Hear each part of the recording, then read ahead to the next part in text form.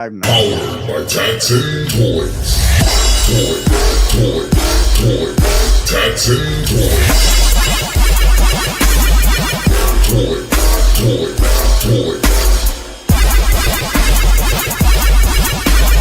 Powered by Tatson Toys. You already know we are back. All right, welcome back to another episode of Financial Mistakes. You know how we do. We talk about the gear, the figures, the pre-orders that ruin your bank account, the art behind it all. But today is a main course. That's right. We aren't just talking about toy photography today. We're talking about the man who literally wrote the rule book. He's been in the game since the early Toy Biz days. He built a global movement, and he's still out here putting in the work, surgery and all. He's the architect of art. He's the architect of articulated comic book art, the guy who made us realize that posing a figure isn't just play, it's an art form. Whether you love him or hate him, you can't deny the impact. Please welcome the man himself, Mr. Boog Nice.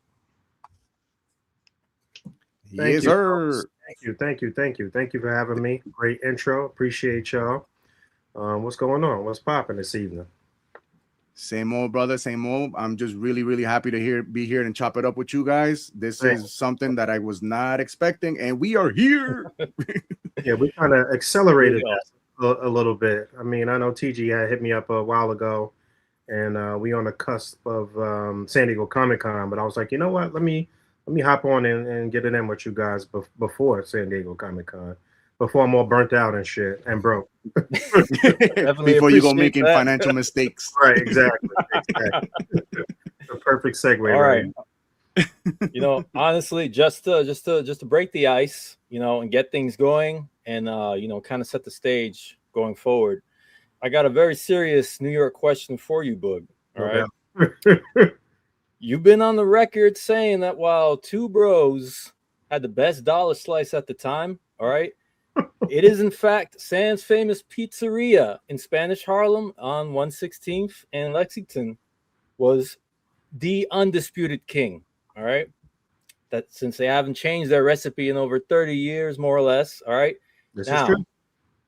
a lot of time has passed. If I'm rolling down from upstate New York right now and I'm walking in the Sam's, I'm walking through that door, what's the exact order that I'm going to be making that you would suggest? You know what? I might actually change my top 3 kind of New York pizza spots at this point. Sam's is a staple because, like you mentioned, it's been around as long as I can remember, since I was a kid, basically over 30 years in the same spot, same recipe, like you said.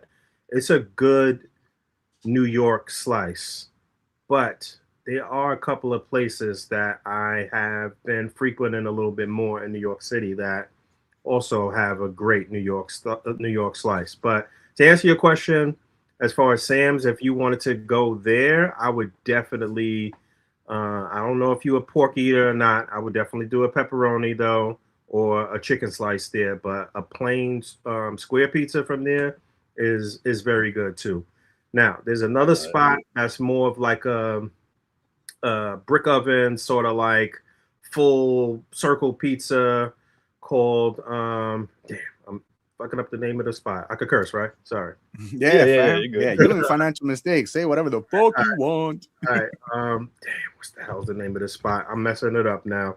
But it's a spot that I've been frequenting, not too far from Sam. It's on the west side. Not too far from Sam's. It's on the west side now. Soda Cotta. That's the name of it. Okay. But yeah, it's a sit down joint. It's very, very good pizza though. So that would be in my top 3 in the city right now too. And then I don't know, spice it up a little bit. Maybe artichoke pizza on 14th Street, all the way on the east side on 14th Street. They got a great artichoke pizza, and they have a great crab meat pizza that's banging as well. Oh, So, damn. Okay. Word. Okay. Well, I gotta go to the city soon, so I already know what I'm gonna be doing. Plus, I'm fat, so There you I'm gonna go. get some pizza. is banging. That's one of my favorite new age places for pizza for sure. It's not a slice. You're not gonna walk up to the window. Like I said, you got to sit down, have a meal, but Bang it. Okay. Word. All right, let me say Good. what's up to the chat real quick. All right. We got my favorite theme song, G.I. Joe. Right out the What gate. up, Super K44? How you doing, brother? What up, Dre? How you doing, brother? Damien, how you doing, brother? Thomas Ghost Nostalgic, how you doing, brother? What is he saying? He's saying, what up, book? Moved to Orlando, but from Brooklyn, Canarsie. Worked in the Bronx before moving. Favorite type of slices? I like a slice. vodka slice too. Yeah. Vodka sauce slice, yeah. Yeah. So, let me ask one quick question. Mhm. Tell us a little about yourself aside from like the toy photography stuff. What are there any other things you're into? Any other hobbies? I mean, toys have been so integral to my life and such a big part of my life since I was a kid. But early on, I was an artist. You know, I was an inspiring artist. I wanted to illustrate, I wanted to draw. I was not Nice. as good as my sister or my dad, who are both great artists. But yeah, I started getting into comic art and appreciating comic art. And obviously, that's where, how that took me towards The comic books, photography. figures and photography and all of that type of stuff. But I played ball as a kid. You know, anybody growing up in New York City, It's just you know, mandatory. That and handball. you play ball, and everybody's got these aspirations of going to the league. And like, To the NBA, yeah. at my time where, I was definitely gung ho and trying to do my thing and trying to go to the league. I played with Riverside Church in the city. If you're from the city, you know Riverside Church, you know Gauchos and all of those leagues and all of that type of stuff. But Mhm. yeah, I used to be pretty nice in ball. I played ball, art. Yeah, that was pretty much it. That was my main two hobbies was sports and art, basically growing up. So, because my frame of thought as an artist as well, like, because that's what I do for a living is draw pictures and shit on people. Mhm. So when you approach your photography, do you approach it as like, because that's how I kind of do it, like how if I was to draw this, how would I do it? And then I would pose the figures how I would draw it. Yeah, it's almost like storyboarding, like Mhm. putting together a storyboard for a movie or a show or something like that. So oftentimes that is illustrated or drawn out. Mhm. And so yeah, I kind of in my mind's eye, that's how it is. Like I capture it as these frame by frames. And when you're setting up a shot, you try to set up the most perfect frame that Yeah. where it can be viewed from any angle, and it's just perfect, and you see everything that you need to see. The story is told and everything just kind of lines up perfectly. So yeah, to answer your question, I do kind of see it as an illustration a little bit. Yeah, for sure. Nice. I'm glad I'm not the only. I thought I was the only one that kind of did that, but I'm so glad that I'm not the only one. No, it's 'Cause interesting to me- to see. Sorry, not to cut you off, but it's No, go interesting ahead. to see everybody's. Oftentimes, I feel like I could peek into your mind by how you set up stuff and how you display, basically how you put your shots Yeah. together. It's a peek into that person's mind and their creativity and their little quirks and what have you. So yeah. Wow, I never saw it that way, but yeah, now that you say it, it makes a fuck ton of sense. It Mhm. makes A good so much perspective. sense. Yeah, it is. Anything you want to go with, TG? I want to take it back to 2001 for a second. All right.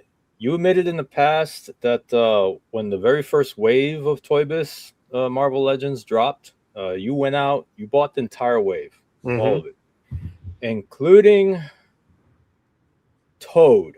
Yes. All right. Specifically because you had said specifically because you knew you had to financially support the line if you ever wanted to see, more from it, more highly articulated figures become the standard across the board. All right. Yep. Now, when you look at all these premium imports we got going on, you look at stuff like freaking the $40 or I can't remember the price tag, $40 or $50 Jada accessory packs, the massive HasLabs that we got going left and right. Do you ever look back at that friggin' Toad figure and just think to yourself, yeah, this is exactly what I was funding at the time? Yes and no, because like I couldn't even fathom where we are today then. Now I had an idea and I had a dream, you know what I'm saying? But Mhm. I never expected it to mushroom into what it is now. I just didn't. I didn't know. I thought it would be this little small little niche thing forever. And you know what I'm saying? Yeah. So Mhm. I didn't expect that. But absolutely, you did your research. You did your research. I definitely thought that though from the very beginning. Like even, taking it back to as a kid playing with Joes and stuff like that, the way that my brother and I played when we were kids was doing setups. Like that's just what it was. Like it was I would Yeah. set up my side, he would set up his side, and it would be like Battleship or something. Like, all right, well, my guy got your guy here, and oh, you didn't see my guy hiding here, and that type of Yeah. thing. This whole intricate battle, but it was a setup to begin with, you know what I mean? So I even back then I always thought, I'm like, you know what? As time goes on, if these figures get more detailed and there's more, I probably didn't even think of the word articulation, think to say the word articulation as a kid or whatever. But if I could do more with these figures, or if they were a little larger or whatever, like I always thought that. So again, taking it back to 2001, when I saw Marvel Legends, it was just like, oh my God, like it was like this rush of psychic energy coming back, like, oh shit, like this is it, this is it right now, this is the beginning. So yes, I was like, you know what, no doubt about it, I'm buying this. I didn't really love the way Toad looked at the time, but I thought he looked so much different from the other figures in the wave, but I respected it as a small little art piece though, and I was like, this shit's still nice though, you know what I'm saying? Yeah. Yeah. Articulated as some of the other figures in that first wave, but it was still a nice little work of art. And I'm like, nah, I'm not leaving no man behind. I'm kidding. I'm copping everything right now. So it doesn't keep up.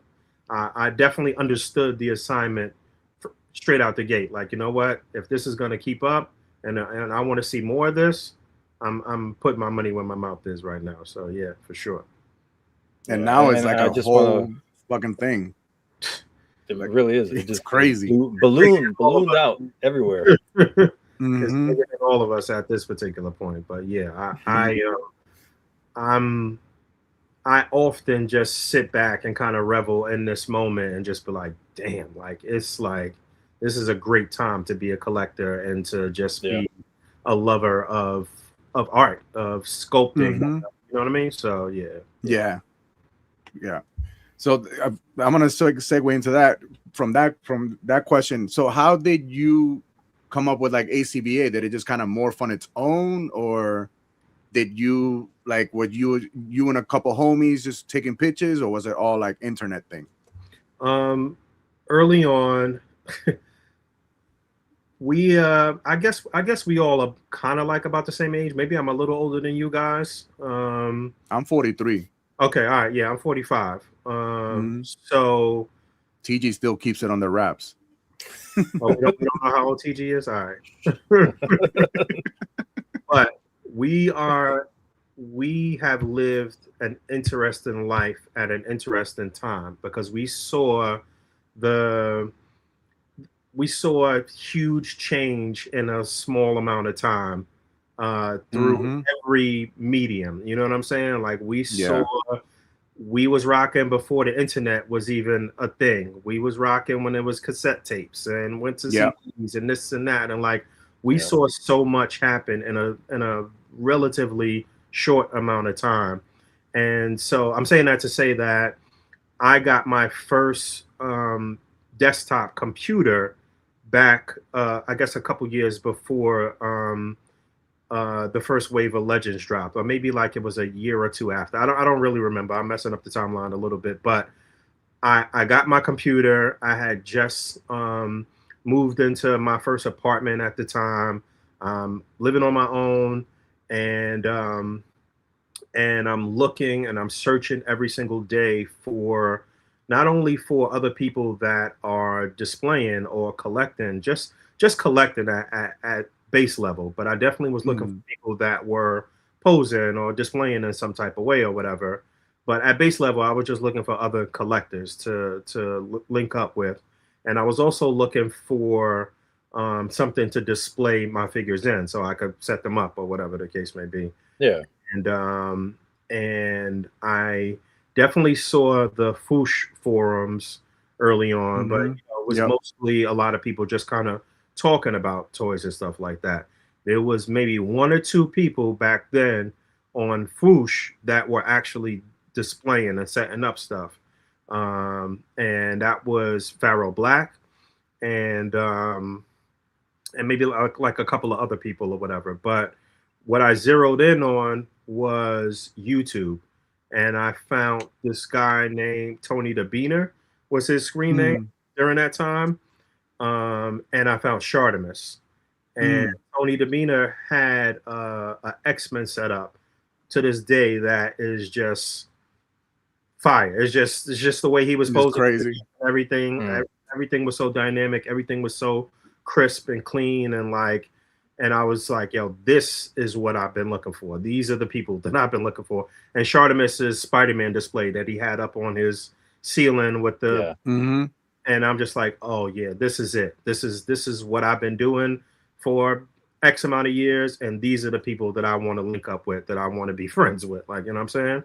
And I think I reached out to both of them.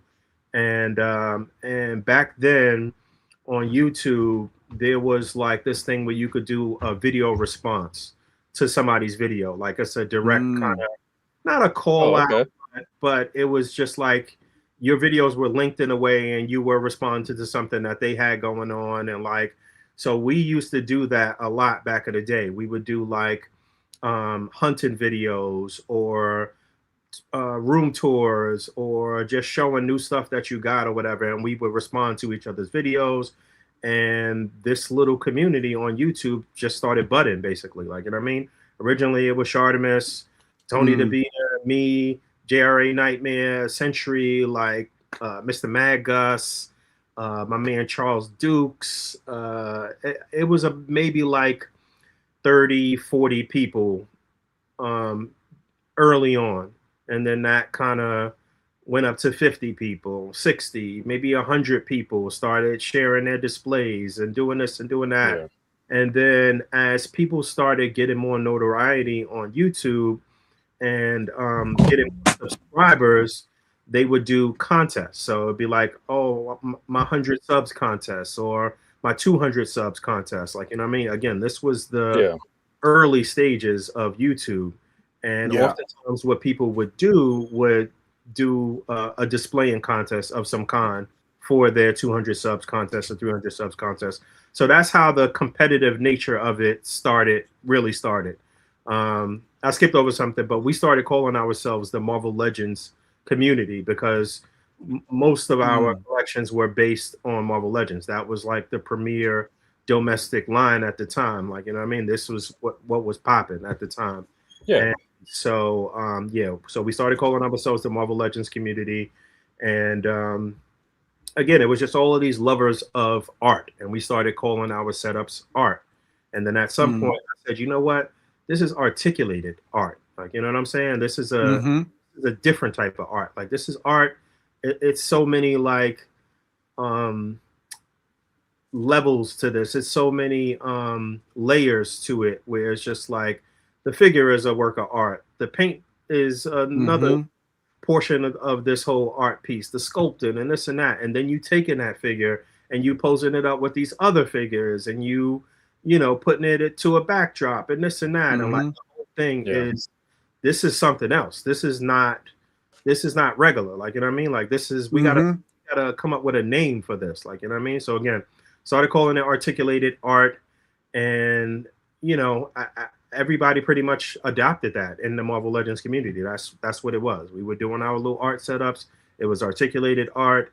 And then after some time, I was just like, you know what would actually really kind of really set this apart from anything else? and that was the implementation of like the cutouts into these setups, basically.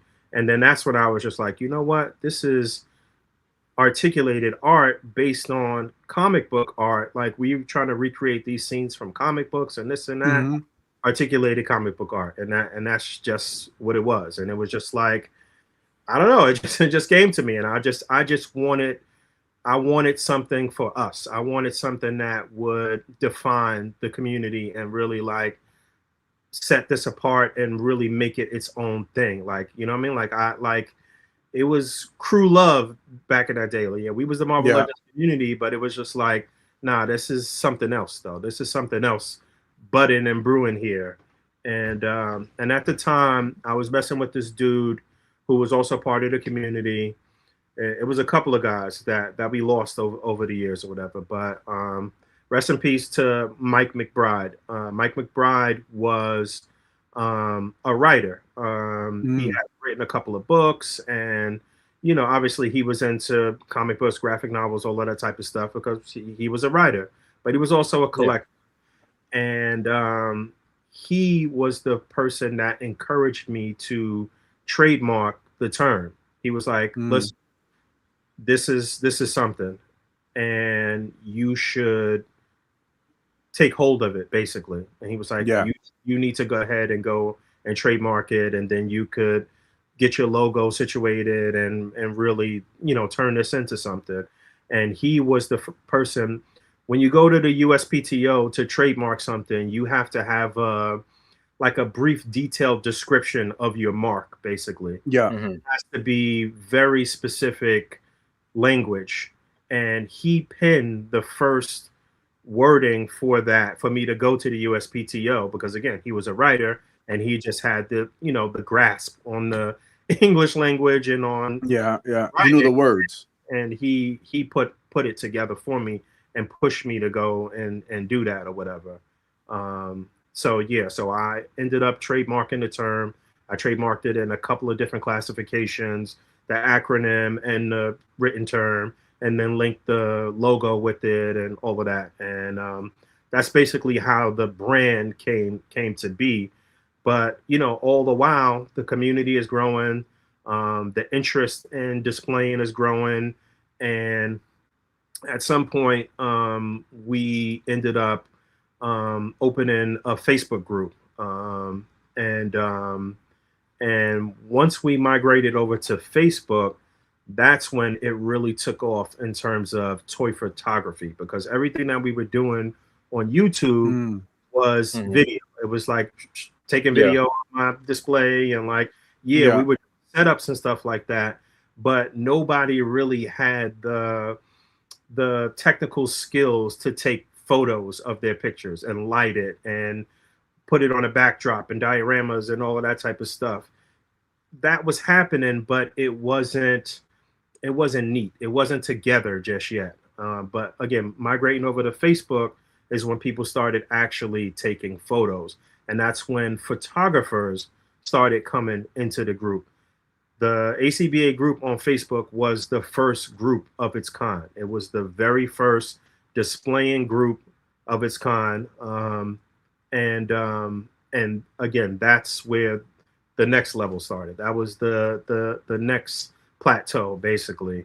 And again, it brought all of these different artists together. So it brought traditional photographers together. It brought people that like to paint together. And those people that like to paint was like, you know what?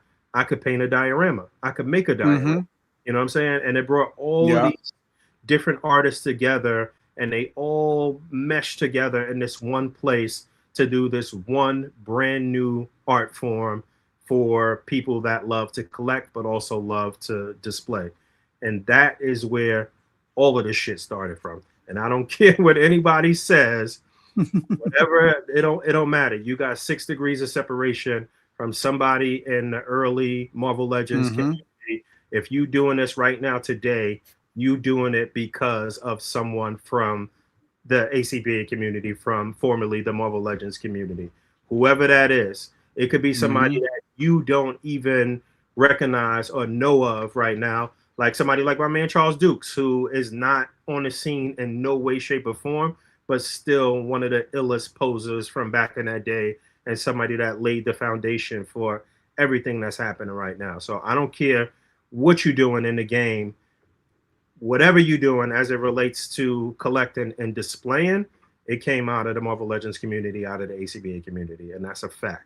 So 100%, 100%, 150%. That's friggin' awesome, you know, and just hearing you know, be able to go back on all that.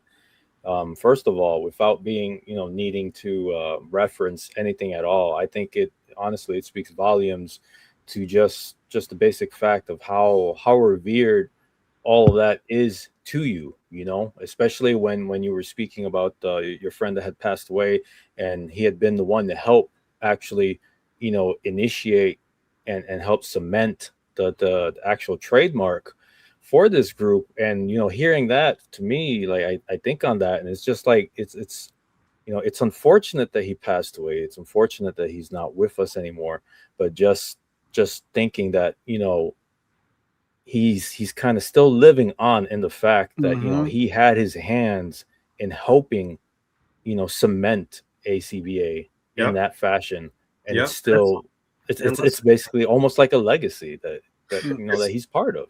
It's a lot of people aside from Mike. It's a lot of people that honestly, to this day, some folks that I don't even rock with, but that their legacy is cemented no matter what. And the work that they put in and what they've done to build the community and to basically set the trend and start this wave, you can't take it away from these people. You know what I'm saying? But aside from Mike, another person that was like huge was my man Ogun Ryu, who was the first person that I ever got a diorama from. And he, to this day, he is one of the illest builders that I've ever seen. No matter what, where we are right now in terms of people that are building dioramas and stuff like that, it's at a level that is insane. But I feel like Ogun was still on that level 10, 15 years ago. You know what I'm saying? Like he was there already. He was an amazing artist, an amazing painter, an amazing sculptor. It was just amazing, the work that he was doing at that time. He also passed away, but he is the reason for the Dial Structure group, which is a sister group to okay. He is the reason. Shout out to my man Ian, who basically opened up the group and started that group in memory of Ogun, who was the master builder before anybody was doing anything. So there are hundreds, thousands of people in that Dial Structure group that don't even know that have no clue about the history of the group or that it's even associated with ACBA. And there are people that are just building dioramas because they just love building dioramas, and they're not even really associated with the toy photographers or people in the toy photography community. It's like it's grown into its own thing. But shout out to my man Ian, shout out to Al Figures. Those are the two people that started that group. Al Figures is still running the group along with myself and a couple of other people. But if you building dioramas right now and you started doing that in the last 20 years, you're doing that because of Ogun. No question about that.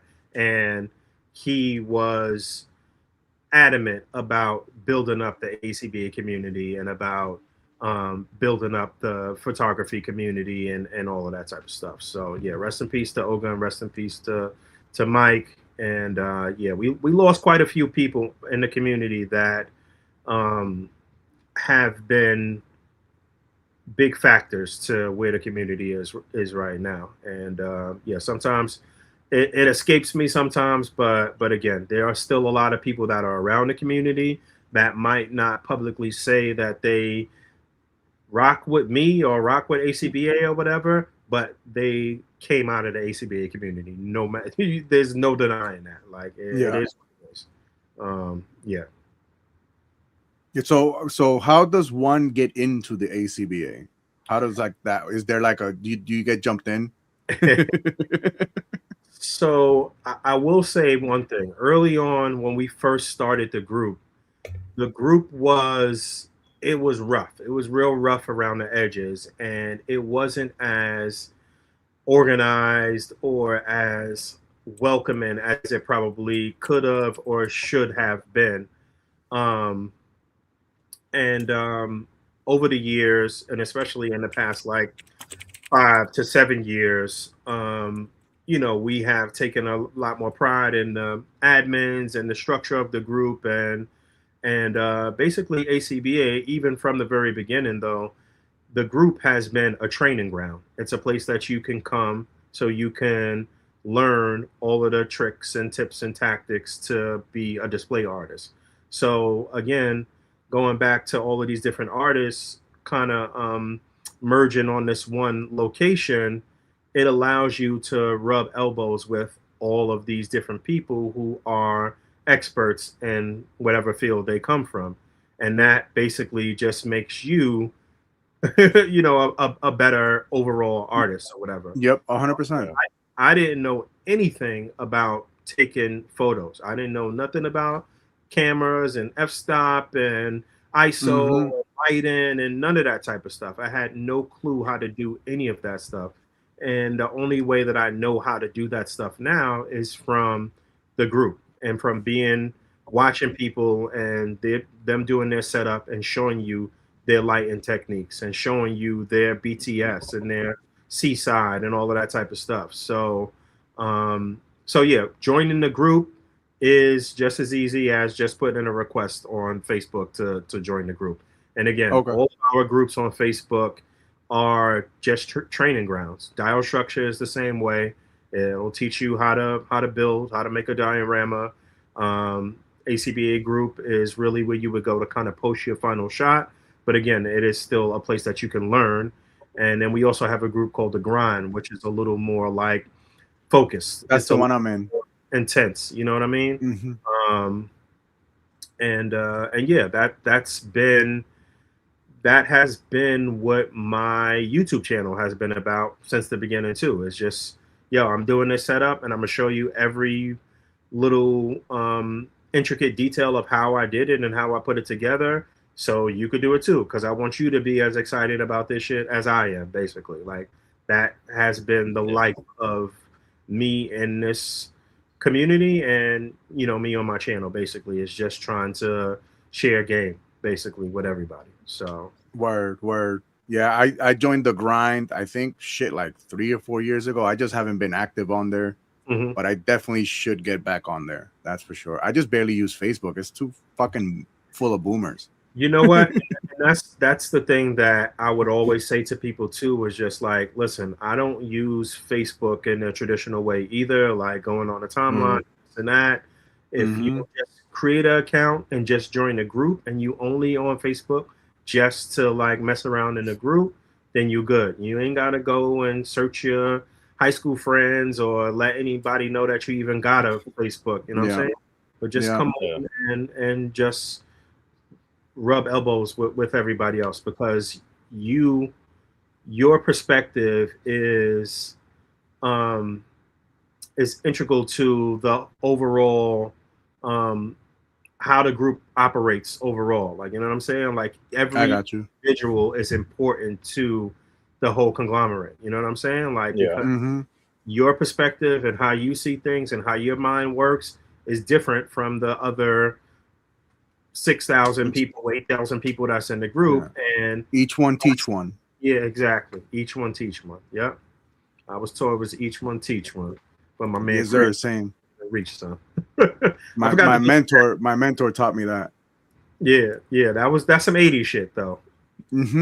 That's it. But yeah, I forgot to mention that early on too. Like, I also always been into music, into rap, and that too. So you will see that kind of element and that theme on my channel in terms of my intro is a rap that I made and like all that stuff. And a lot of times when I do reels on Instagram, I always use hip hop music for the most part, and like hip hop has always been a big part of my life too. Same. I'm slowly getting back into rapping, but it's kind of like the political type rap shit. And I did the rap thing. I was telling TG I was signed to an independent label years ago. I should have been saying, okay, What's up? I should have been saying that, but they didn't want to sign the releases, so now I don't say it. Yeah, you know what's funny is that my plan in terms of music, when I was really like serious about pursuing music, it was just like, yeah, a lot of the music that I was making was street music, but the plan was to just get on with that and then really dive into the politics and Yeah. you know what I'm saying, and aliens and all of Yeah, that yeah, yeah. shit I wanted to talk about. You know what I'm The saying? Immortal Technique route. Yeah, exactly. Exactly. Someone compared me to him today, dude, and I was like, bro, no. That's funny. No. That popped in my mind as soon as you said that you rap. I'm like, Mortal Technique. That just popped in my mind. Yeah, yeah. Mortal Technique is nice, man. Yeah, that's dude. The Dance with the Devil joint. Mm. Yeah. That's that. Yeah. But yeah, go ahead, TG. I'm pretty sure you got something else loaded up in the chamber. Yeah, I got this is a little bit of a last segue into what we're talking about, and then after that, we'll get to you, Dre. I saw you had a question too. Yeah. So just looking back at the early days, you know, Mhm. since we already kind of arrived there and we're still swimming in it, you know, what was the biggest hurdle in getting people to honestly just understand that this wasn't just playing with toys, but an actual art form? That's a good one. I think it wasn't it was some of the people, because some people were not as adamant or as serious about it as some of us in the group were. So there were people that would come in and just be like, nah, don't critique my shot. Don't tell me this. Like, y'all take this shit too seriously or whatever. And, you know, honestly, maybe the group is not for that type of person or whatever. But I stayed true to the fact that I wanted the group to continue to be a training ground and to continue to be a serious art form. And I think what I was really focused on was the toy companies. From the very beginning, I wanted toy photography to be the staple for marketing and for promotion and for package art and all of that stuff for the toys that we were collecting. It just made sense to me.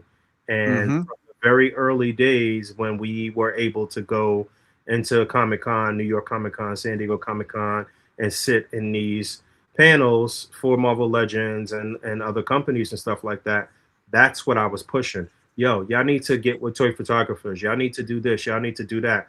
And they was not trying to hear me in the beginning. Now look where we are right now. Yep. You know what I'm saying? I've been saying this shit. I've been like, yo, this is the wave. And now toy photography is so prominent and it sells more figures. Like just you going on IG and looking at some random whatever poser 329, he's selling you shit. Like, you know what I'm saying? Yeah. Like selling shit to you by showing you these dope setups and these even little hand posing videos and whatever. We are doing it more and more efficiently and more abundantly than the companies could even like wrap their arms around at this particular point. It's even bigger than the companies. And yeah, the companies are going back and they using toy photographers and using toy photography, and now we have this whole symbiotic relationship. But again, it was the ACBA community that was pushing for that from the very beginning. When they wasn't trying to hear that shit at all. And now, look where we at. Yeah, bro. Yeah. So to answer your question, though, the main thing for me early on was being legitimized by the toy companies. Once that became a thing, or I felt like once that was attained, then sky was going to be the limit. And I feel like that's where it's definitely being attained. You know what I'm saying? That's for sure.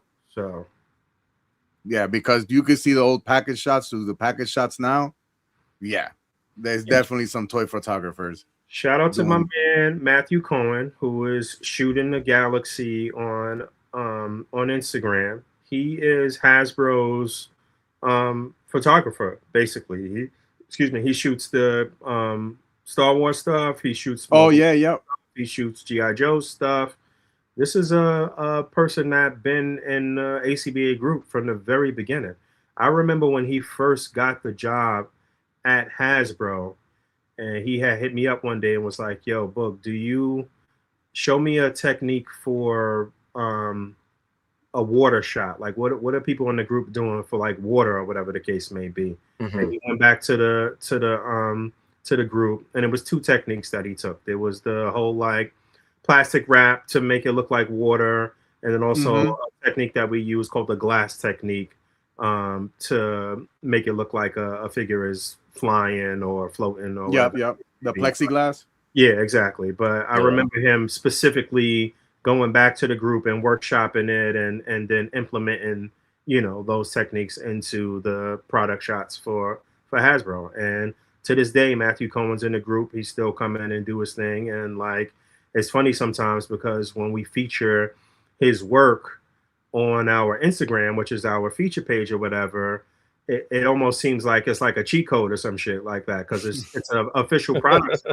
But Yeah. that's his shot that he came up with. You know what I'm saying? So yeah, Mhm. Yeah, shout he's out. a beast.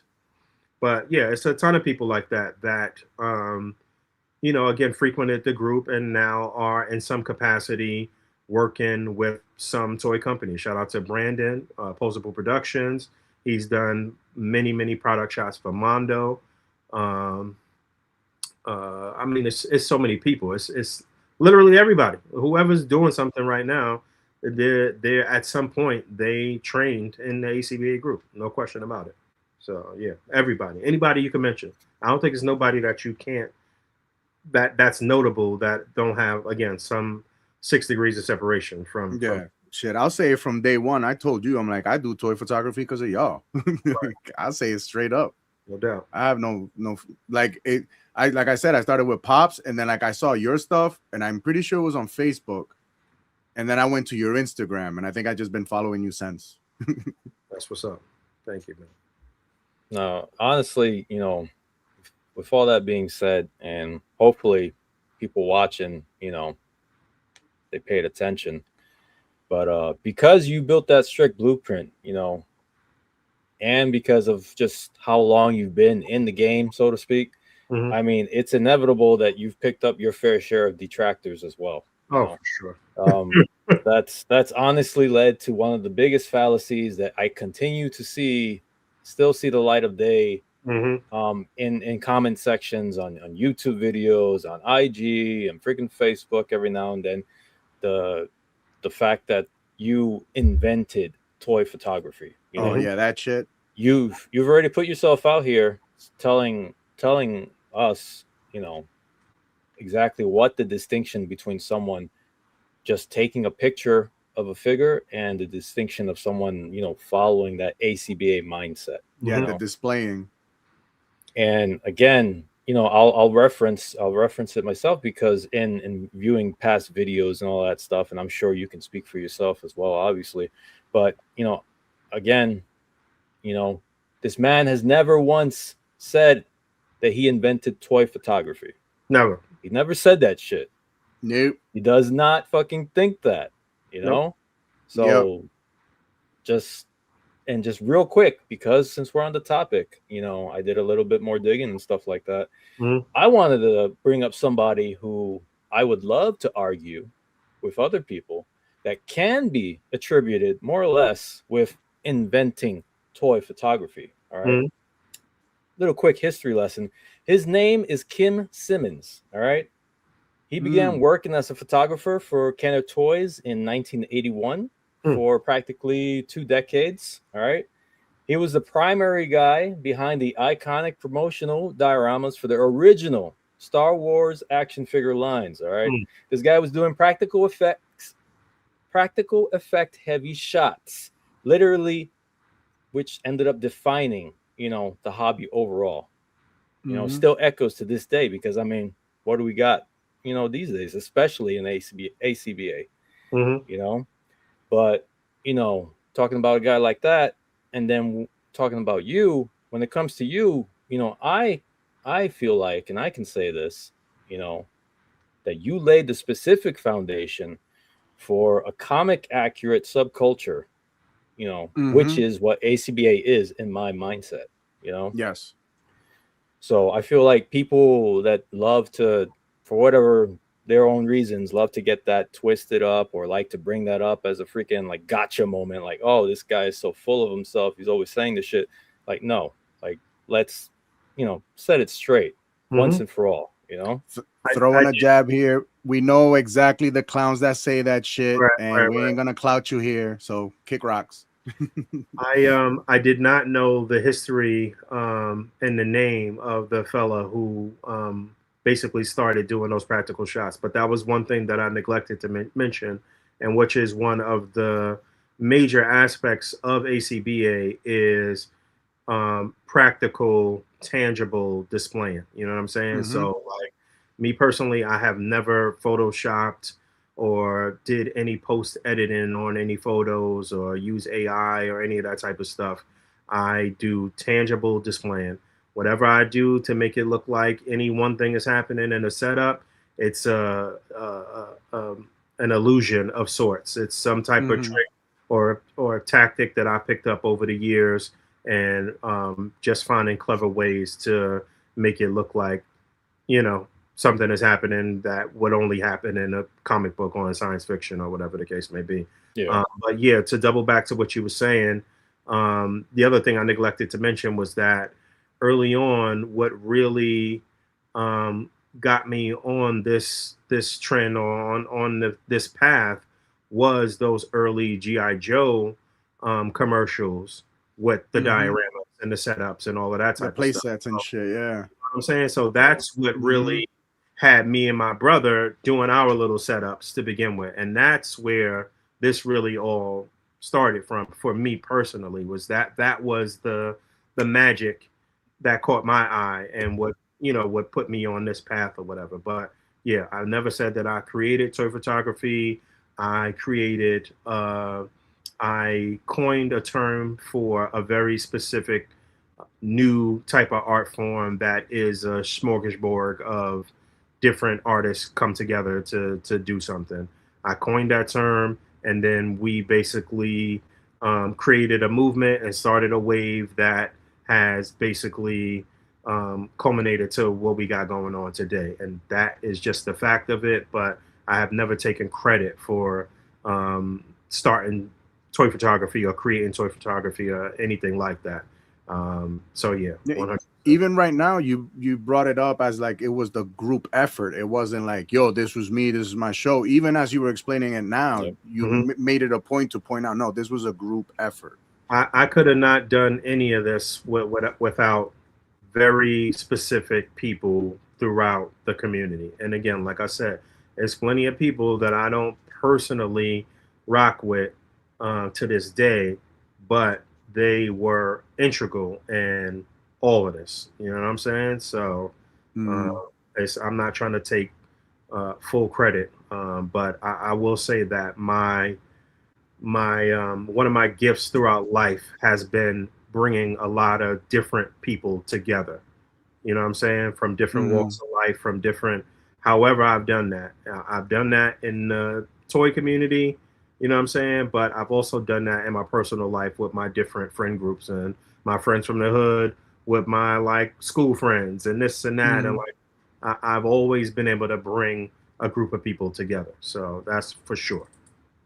So one quick question for me, and it's honestly a question for me because I want to know from you, what in your eyes, what constitutes a clean and crispy shot? Mm. For me, it's first and foremost, it's the posing. I've been here posing, messing with a figure this whole time, but Yeah, I got my Daredevil. I didn't open that yet. I just got that the other day. But yeah, the foundation for any good shot is your posing, and that is why at the base level, even though it's like a love hate relationship with like all of the hand posing and stuff that goes on or whatever, that is the foundation for anything that any of those people would want to do display wise. If they wanted to dive deeper into it and then really master the lighting and the dioramas and all of that type of stuff, any of these people that you see doing a thing with all of this hand posing could be tremendous, toy photographers. Mhm. You know what I'm saying? Mhm. So yeah, Yeah. posing first and foremost, and I look at everything. Like, you know what I mean? Like, I look Colors, all that stuff, I look contrast. at the knees. Like, if that little kneecap is not in the center and it's off, and that's Mhm. not right, that's not the proper way that it should be posed. Or if you hitting the ankle pivot in an unnatural way, I'm looking at the anatomy. I'm looking at, if it's a character that does have some super agility, then yeah, they'll be able to do something that is not normal when it comes to a regular human being or whatever. But I'm also looking to make sure that it makes sense. So along with the posing, it's got to make sense anatomically. You know what I'm saying? It's got to make Mhm. sense in terms of physics and all of that type of stuff. If I see something and it don't make sense in any of those ways, then I'm not fucking with it. So first and foremost, it's the posing, and then after that, everything else pretty much falls into place. If you could pose, you could play. Like, you know what I mean? If you know, Mhm. Yeah. you that's half the battle right there. You got it. That's how I start my poses. My poses will dictate where that shot is going. Right, where it's gonna go. You know what I mean? So Mhm. yeah, and that's the thing. So again, going back to like hand poses and stuff, like I do that often too. Before I sit the figure down onto the diorama, I usually mess around with it and figure out what it's gonna be, and then I'll start creating on the set wherever it's gonna be. But yeah, to answer your question, posing first and foremost. But it's a lot to it's not easy to do this stuff. You know what I'm saying? No. It takes a Yeah. lot of dedication and a lot of patience, and like there's so many different boxes that you gotta check off when you doing toy photography. You know what I'm saying? Like like Yep. it's a lot to deal with. You could have the illest pose and then your lighting could be shit. You know what I'm saying? Or like, you know, Yeah, and that throws off the whole shot. yeah, you know what I'm saying? So it's a lot to um it's a lot to take in. It's a lot to master. And so that's why anybody that's really doing it at the top level and is producing full on shots that look clean, cropped, and contained, then you got to give them respect. You got to give them their props. You know what I'm saying? So That's what's Yeah. up. That's what's up. That okay. That's There's one, actually really good that you explained the posing, because I'm like, damn, that's one of the things I'm always like, see, he's doing it right now. So it's like I'm always practicing. I used to say that always back in the day too. It's just like, listen, when you just sitting around and you're not doing nothing, instead of fidgeting with your phone or some shit, fuck with a figure. If you keep Yep. messing with it and you keep like trying different things and doing different things, you only gonna get better, and then that'll be able to translate into your work, into your art. So yeah. Yep. Can you I think Dre had a question a bit up in the chat. Can you bring that up Yep. so Yeah, I was just Book looking can for see that it? right now. Yeah, shout out to Shardamus. Yeah, he was just commenting on the history that you just brought up. Yeah, that was super informative. I gotta go look into that more when we finish. Yo, it. for real, he got me ready to do some research. After this, you're gonna get a message like, yo, what was the dude's name again? No, yeah, I love that. All right, Yeah, where is he actually right put out here, a book as well. right there. This He was says, I have a question for Boog. Outside of figures, what kind of photography do you like to do? I really don't do any other photography outside of the figures. My daughter is a very good photographer, though, outside of toy photography, and obviously she grew up watching me take pictures of toys and this and that, but her artistic abilities translated in another way, or formed in another way. So I kind of like live vicariously through her, and so yeah, I love to see her photos of people and of landmarks and stuff like that. But me personally, I just stick to the toys though. I think the question we were looking for was the one where it said something about he didn't mix like different characters like DC and Marvel. I guess. Yeah. That I didn't. Yeah, that you didn't. Yeah. Yeah. No, personally, I hate crossovers and I hate um mixing lines. Like I'm very Yeah. meticulous with the aesthetics of things. So if I want to mess with some Mezco figures, then in that setup, everything's got to be Mezco, or at the very least, it's got to be all soft goods. Like you know what I mean? So They got yeah. to live together in that world. I won't mix my effects with legends or none of that type of stuff. So I've never been one to care about what scales with what between line to line because personally I was never going to mix them to begin with or whatever. To begin with, yeah. So, yeah, that's just my that little makes pet sense. peeve. But don't get me wrong, when some shit is nice, it's nice. And if somebody could pull it off, they do it and they do it well, even if Yeah, it's fucking a TG does crossover, it all the time. yeah, then you know what I'm saying? Then I give credit where credit is due. Yeah. He that shot of the dude in the bus stop till this day, the ice shot that you did, and it mixed in Mm. the soft goods with the plastic so Mhm. fucking well, dude, that I was just like, yeah, that's next It's a level. very Yeah. very good shot. That's a good example for sure. Yep. Well, I just so happen to learn those particular set of skills in ACPA. So, No doubt. oh man, was that it for the questions from chat? I just want to make sure we're caught up. Yeah, I think so. Okay. All right. So, moving on a bit, we spent a good amount of time, building up the why and the how, fleshing out that legacy a bit. Um,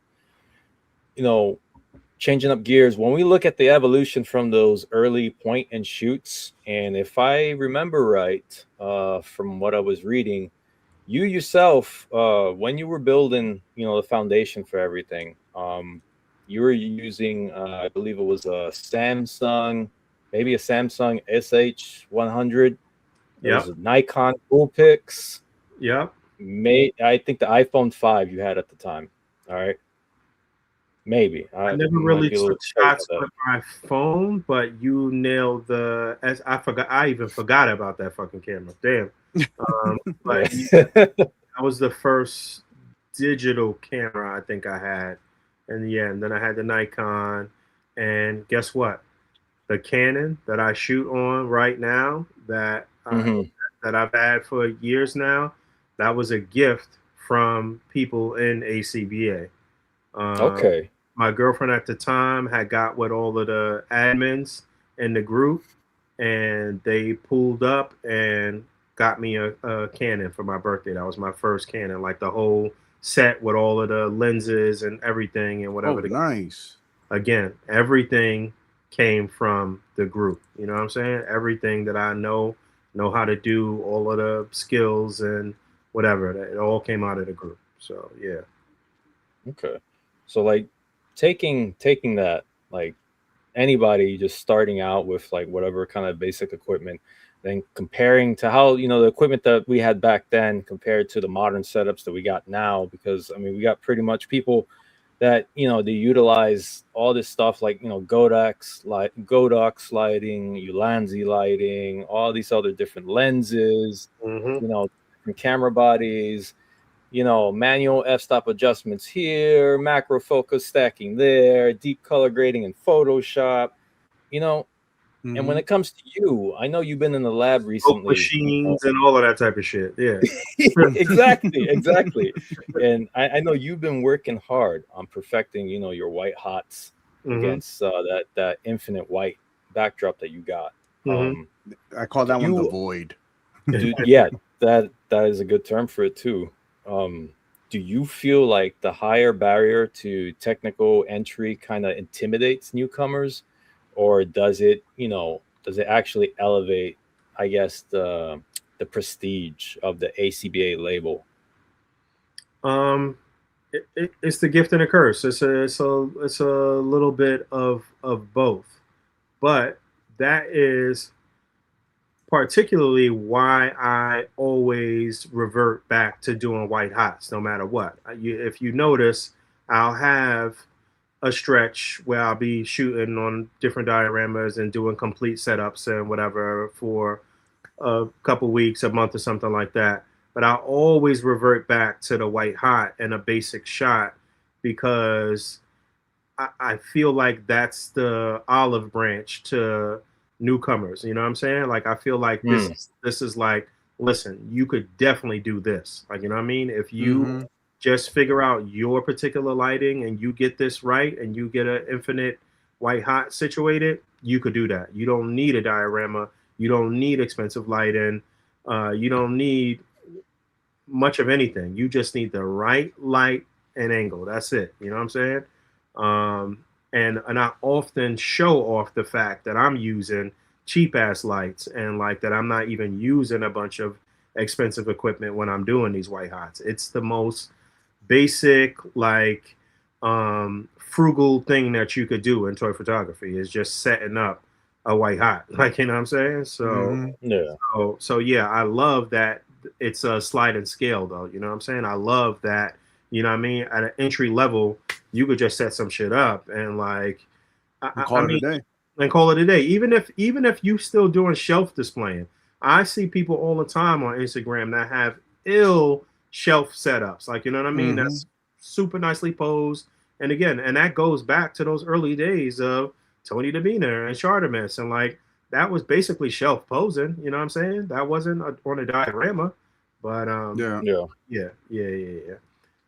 My bad. I'm long-winded. I get back to your question. You're good. You're good. You're good, fam. Is there anything like technique-wise that you'd like to share for like newcomers and whatnot, so they don't feel so overwhelmed when they first step into the toy photography realm? I think what you can do is what a lot of people have done over the years in ACBA is ride the bench for a while. I mean, you don't got to jump out and come out the gate and start posting and start posing and like, yo, just ride the bench for a little while and see what's going on and spectate and pick up, your tricks and tactics and what have you. And then dip your toe in. And again, the white hot is a great place to start. But very first and foremost, just keep a figure in hand. Just keep posing. Just keep messing around with it. Just keep looking at comic book panels and trying to replicate poses from the comic book panel. Look at anatomy books and replicate whatever you can from anatomy books. And I think that's why where we are right now in terms of the engineering and the sculpting of figures is so great. It's so wonderful because you could pretty much, if you get the right figure, you know what I mean, you could pretty much do any pose that a human could do. You know what I'm saying? So, and I think that's amazing. I think that is just dope. You know what I'm saying? But yeah, just keep posing. Just keep posing no matter what. Keep a figure in hand and put down that damn phone and pick up a figure. Yep. Dude, I'm at work. We're both supposedly at work right now. We're sitting here like, Hey, it's all right. You got Matt over there. I got I fucking skipped out on that one, dude. I regret it so bad. I regret it so bad. Oh, I man. regret So skipping on that 2-pack. And you recently talked on on one of the, I think the last ACBA podcast, which by the way, real quick, I'm not entirely sure because I'm getting kind of tripped up by the numbering, but you guys are almost close to celebrating your 400th episode. Am I right? We celebrated our 400th episode like 10 episodes ago, but yeah, we are very close to celebrating episode 400. Okay. I think that we might do something special during San Diego Comic-Con next week. So look out for that. Nice. Yeah, we go live on the ACBA podcast every Friday night at about 8:30 Eastern time. Okay. Now, the reason I bring that up is because, you had been you've been pretty vocal about basically people, using Photoshop to basically remove the articulation cuts on figures, like that recent Punisher That shit shot, looks weird.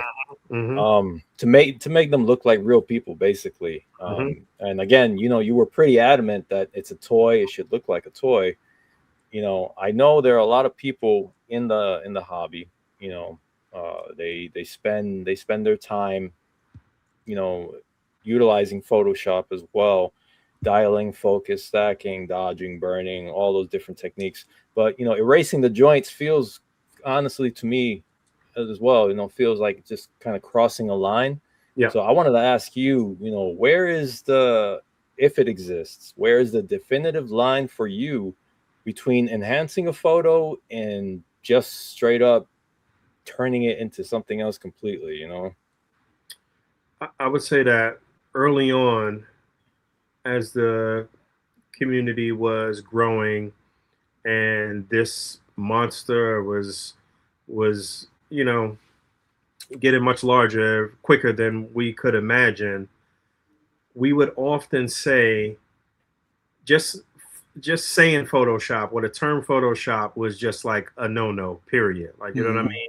And again, there was some level of ignorance there with many of us, but just being purists and just being traditional ACB artists and saying like, yo, we don't mess with anything that's not practical and tangible, it kind of kept Photoshop at bay. And like, you know what I mean? And we just used Photoshop as a blanket term for what was wrong or evil when it came to toy photography. Now, anything heavily edited, pretty much. Right. But now, knowing what I know and understanding that, listen, again, this has evolved way past my my ability to mold it or do anything else. You know what I'm saying? Like, it's kind of out of my hands at this particular point. But I understand that Photoshop, in terms of color grading and editing in that way, is totally fine, and we allow that, and I don't really have a personal problem with that. With me, it's about digitally removing or adding something into the photo post. You know what I'm saying? That is a no-no. I don't think that is I don't think that's right, and I never really think that it looks good too. If it's an effect of some sort, you could do that practically and it'll look a lot better anyway. You know what I'm saying? If you photoshopping out a stand or something like that, I don't really like that. But again, I still see a lot of photography that looks great, that looks phenomenal. You know what I'm saying? But it just kind of blurs a line where it's just like, if I don't really know how you did it or what's going on there, then to be perfectly honest, I don't really respect it all the way. You know what I'm saying? And that is also why the whole aspect of a C-side or the BTS in the group was something that we implemented. You know what I mean? So it's just like, it's a math equation, you know what I'm saying? And your BTS, your C-side, is you showing your work on that math equation to say, listen, I got this. I understood the assignment. I know the math, and this is how I did it. Boom, you could check my work. Like, you know what I'm saying? And and you use the calculator if you did some Photoshop shit. You know what I'm saying? And that's not me. I'm doing the math in my head. Yeah. So, but again, Photoshop in terms of like color grading and all that type of stuff, I don't really see a problem with that, especially when it comes to professional photos that people are now doing for companies for photography and stuff like that. But yeah, any type of AI nonsense or like really going crazy, adding in or removing shit, I'm not with it. I'll never hit like on your shit when it's like that. That's fair. That's fair. Me personally, y'all do what you do, just make it look good. And again, respect is respect. If it looks Yep. fucking great, you know, then it looks great. But again, I'm very like for real about what I like and what I give props to on online. So yeah, No, that's fair. That's fair. if I comment on your shit or I hit like or if I comment on your shit, that shit is nice. Oh, dude. That's how I know there was a good picture. I ever see it like, Believe me, I've had, "Ooh, I killed it." There's certain people that I'm like, I've had a few, Yeah. that had you comment on, and like, I mean, I'll be upfront about it. I don't care what anybody else says. I'm a fucking fanboy about it, man. It fucking made my day whenever I Hell would fucking see yeah, that. 'Cause bro. I was like, fuck yeah, yeah, because he knows what he's looking at. yeah. I think that's what it is for me. Like, I know you know what you're looking at, so I'm like, oh, he knows I worked on this shit this time. Yeah, no, You I'm know what I mean? fanboying out too when I see certain shit, and I'll be like, oh yeah, that's crazy. Like I can't hit like fast enough. You know what I mean? And like if I comment on it too and hit like, then your shit knocked my socks off. Pause. So we're already like in the mix in terms of like I guess the digital evolution of the hobby, you know, the technical aspects and all that stuff. And since we're already in there, you know, there's definitely a real satisfaction, you know, which you've expressed and which I think other people can also agree with, in terms of, you know, locking down those manual settings, getting the lighting just right, you know, putting in the actual work to create that tangible shot, that sweet shot. And you know, when it comes to AI, especially generative AI, you know, it honestly, in my opinion, has no place in toy photography, you know, I don't or think it has any place in art. Period. Like you know what I'm saying? yeah, I agree. in art as well. I agree. So just seeing how it's being used these days to basically either generate synthetic backgrounds, or just straight up entirely bypass the creative process. I mean, everybody I think remembers that freaking BTS shot of the freaking Magneto bubble or whatever, whoever all right. Yes. You know, we already pretty much know your stance. I already said my stance. You know, we know where a lot of people stand on it. I just want to know, you know, from your perspective, you know, do you think the community is doing enough in terms of pushing back against it? I would say yeah. I would say that I've been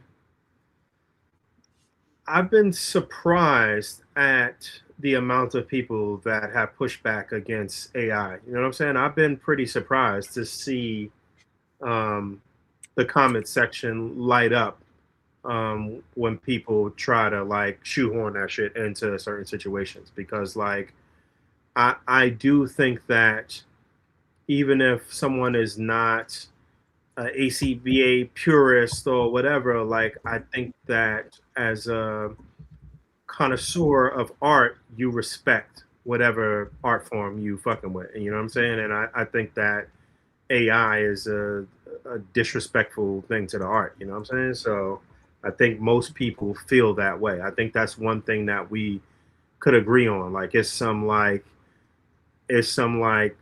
Democrats and Republicans agreeing on one thing type shit. Like, you know what I mean? Like it's like, all right, like nah. None of us ain't fucking with this. Like, you know what I mean? So so yeah, I think people have been pretty vocal about it. There was that Magneto thing.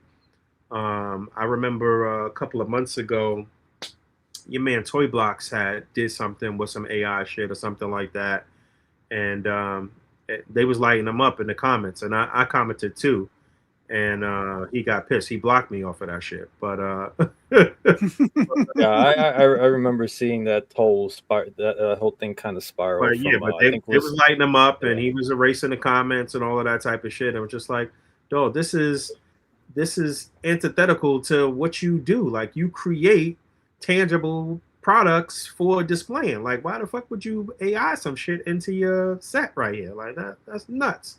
So yeah, there was that, and then there was that other dude who I don't really know what he does. If he's just like a talking head or whatever, white dude with the glasses that had said something about Photoshop or like why don't toy photographers just Photoshop shit into it or whatever. Or Oh, I know Oh you're talking about. yeah, I yeah, know I don't you're know talking his about. name, but y'all know who I'm talking about, though, right? Yep, I know. Yes. Yep, I know you're talking Yeah. about. So they was lighting his ass up in the comments too. Yeah, I remember that when he came So, up talking about AI and using Yeah, Photoshop and like, all that dog, shit. you don't even post figures. What are you talking about? Yeah, yeah. And you notice that the majority of the people that are okay with that style of photography don't even do photography. Exactly. So yeah, like I said, I think people are I think the lines are pretty clear when it comes to that type of stuff. I don't think it's a threat to toy photography. Nobody want to see that shit. We want to see you pull it off and like and be wowed and mesmerized at how you made some shit look like it was photoshopped or AI, but it really wasn't. You know what I'm saying? Again, getting Yeah. back to showing your work, and you know what I mean? Like this is why those type of things are so popular on Instagram too. Is like showing the BTS of the setup too. It's just like, oh shit, like damn, this is crazy the way this is layered. Like wow, like you know what I mean? Like there's beauty to that. You know what I mean? Like to just say you use a digital tool to do some shit, that's whack. That's just trash. 100% agree. Yeah, I agree. I feel like we are creating art at the end of the day, whether you see it as art or not, it doesn't matter. You're still creating art. You should at least have some pride on what you're creating. That's 100%. just my take on that. You know what I mean? And I see some people talking about phones and cameras. All right, if you want to get camera settings on your phones, I don't know if they have it on the Android market, but they have it on the Apple market because I have it on my phone. Whenever my camera dies, is the app ProCam. You can get all the settings from a camera on your phones. Like I said, I don't know if they have it on Android, but they do have it on the Apple market, and I have it on my phone. I think it's like $5. Totally worth it. You can use each one of your lenses by themselves. Like it'll turn your phone into a DSLR pretty much. That's crazy. That's crazy. I'm learning new stuff today. Like I said, community. This is the same thing. Like you know what I mean. This is the evolution of rubbing elbows with people. Is talking and y'all both taught me something that I had no clue today. So yeah. That's what we're here for, bro. We learn from each other and move each other forward. That should be the point of all this. That should be the focus. You know what I mean? Real quick, I want to take the time to acknowledge and shout out my wife, who's been in the chat since the start of this. Oh, nice. That's Hey, doing Miss BDT. She's in there. Miss TG, yes, she's in there. And thank you so much for the support. All right, so let's do a little let's do a pivot. We talked about camera work, we talked about a little bit about the history of ACBA, so let's maybe talk a bit about the actual figures for a little bit. You've been posting figures obviously since the Toy Biz days. There's like it's been mentioned before already, there's been so many friggin' advancements in the engineering, talking about butterfly joints, drop down hips, toe articulation. I want to know, which specific figure or line do you think kind of completely, more or less, maybe revolutionized, what's possible with toy photography today?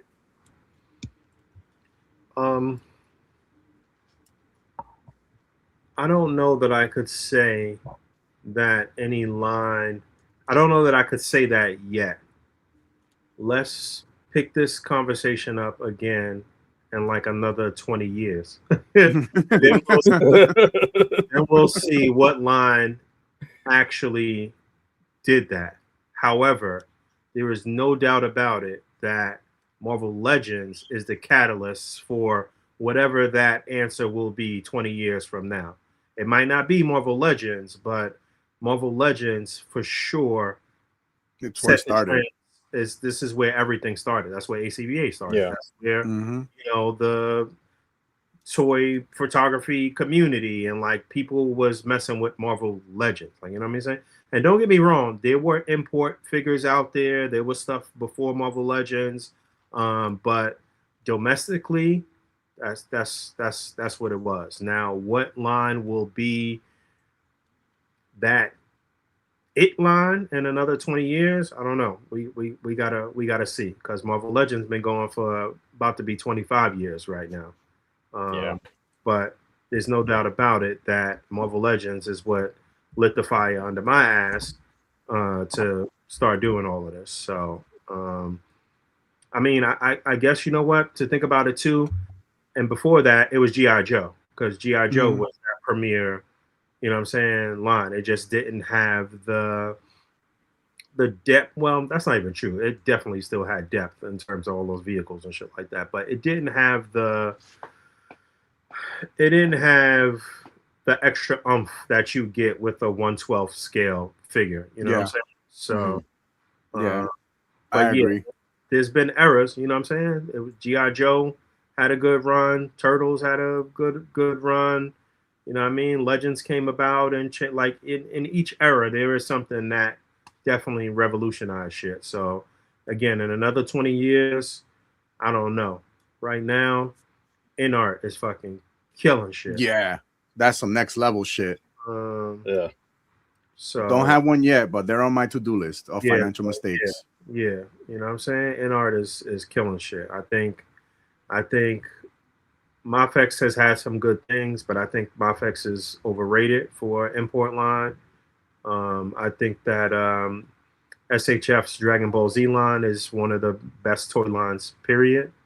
Mm-hmm. I think that's one of the things that could rival Marvel Legends. I love the depth and the universe building of Marvel Legends, but I think a slept on line that is even deeper than Marvel Legends is Minimates, Marvel's Minimates. Oh, throwback. Yeah. Yeah. They The have little tiny costumes joints. that you'll probably never see, you know what I'm saying, in Legends or whatever. It's just that they don't have that oomph of a 1/12 scale figure. It's a little tiny figure, you know what I'm saying? But Mm-hmm. in terms of costumes and teams and universe building and shit like that, it's crazy. I do think we on the cusp of a wild era for DC with the Mattel Yeah. line that's about to come out right now. Mm-hmm. You know, I got it on good authority that they about to have some bangers in the premium and adult line or whatever. So And LPCZ with the shit that they've been showing off too. Yeah. I don't have Dude, any absolute Batman. Yeah, but that's the thing though. Independent companies Mhm. or non-mainstream companies coming out Mhm. and putting out shit that is rivaling The billion-dollar. big boys. You know what I'm saying? Yeah. That's insane. Like that's Yeah.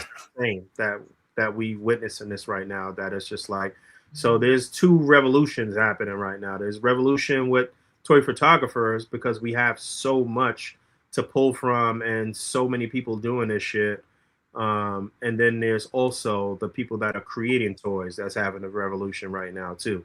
Not just the billion-dollar big boys like you said, but like all of these other like companies that just popped up in the past like 5 years. Like, you know what I'm saying? 5-7 years. Mhm. Yeah. Crazy. It's crazy. So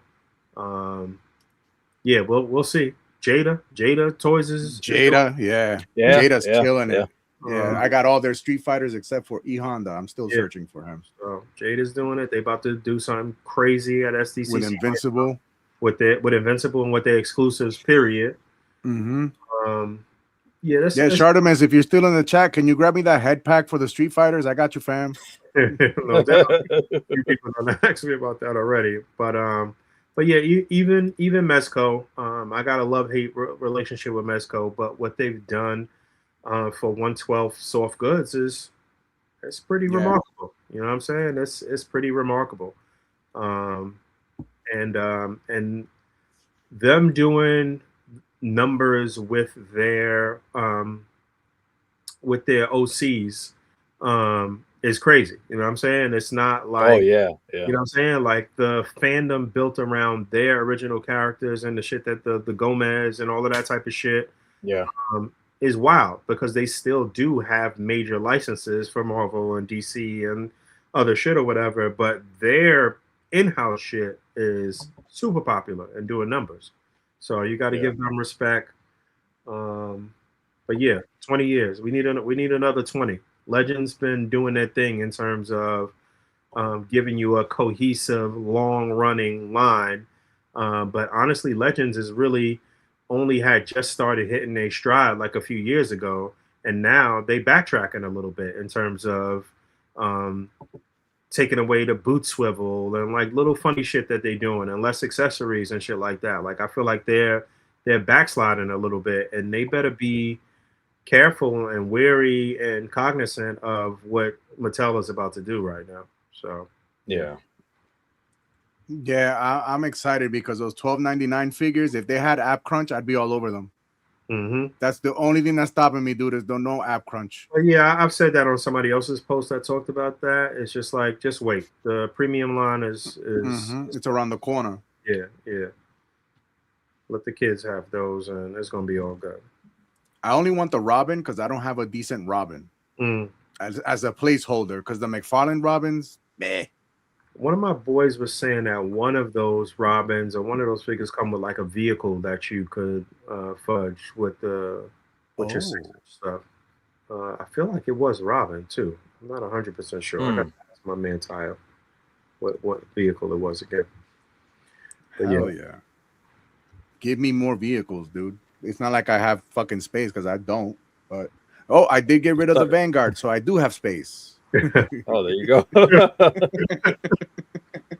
Yeah, congrats on that giveaway, by the way. I don't know if you had seen my comment. I was considering entering it, and if I had won, I was basically going to do a live stream of me destroying it. So I'm glad, whoever it went to, hopefully, they get good use out of it. But I low-key wanted to go full fucking, what's that movie? Office Space? How they did the printer? Yeah. You know what I'm talking about? I wanted to do that, but I was like, nah, I need to get my tattoo license. I need to get some certifications. Let me just raffle this. That'd be a good idea for future another future little rap reel though. I mean, listen, I neglected to mention GI Joes in terms of like the 6-inch stuff and vehicles and shit now too. Like obviously them moving into the 6-inch world has been pretty tremendous too. But I feel like Hasbro and Joe's are in a weird spot right now. Now that Lenny and they went to Boss Fight. Yeah, you know what I'm saying? And what's my man's name? Tony, right? There's three of them that up and left, right? Yeah. And well, I mean, honestly, like the reason they did it. Yeah. The reason they did it was, I mean, completely understandable. I mean, family got to come first, and they said that if it was going to be a lot easier in terms of location and travel and all that stuff, I mean, what can't really fucking bitch about that. So yeah, no doubt, you got to do what you got to do for yourself and your family first and foremost. So I'd like you were bringing up, I definitely think, I mean, it's going to be interesting to see what comes out of Boss Fight now. I gotta go and actually look closer and see if they've actually started teasing anything for the future. But I think they're doing something for SDCC because they keep hinting that something's coming for SDCC. So we'll see. Boss Fight. You talking about? Okay. Yeah. I'm interested because I have their Popeye and Bluto. Like that was a financial mistake, but I love those two little fuckers. But yeah, they look like fun figures. I like the way they look. They just don't pose for shit. They look like they would photograph nicely, though. You could get some fun little cool pictures out of them, though. Yeah. Yeah. You know what? I might just shoot those fuckers tonight. Why not?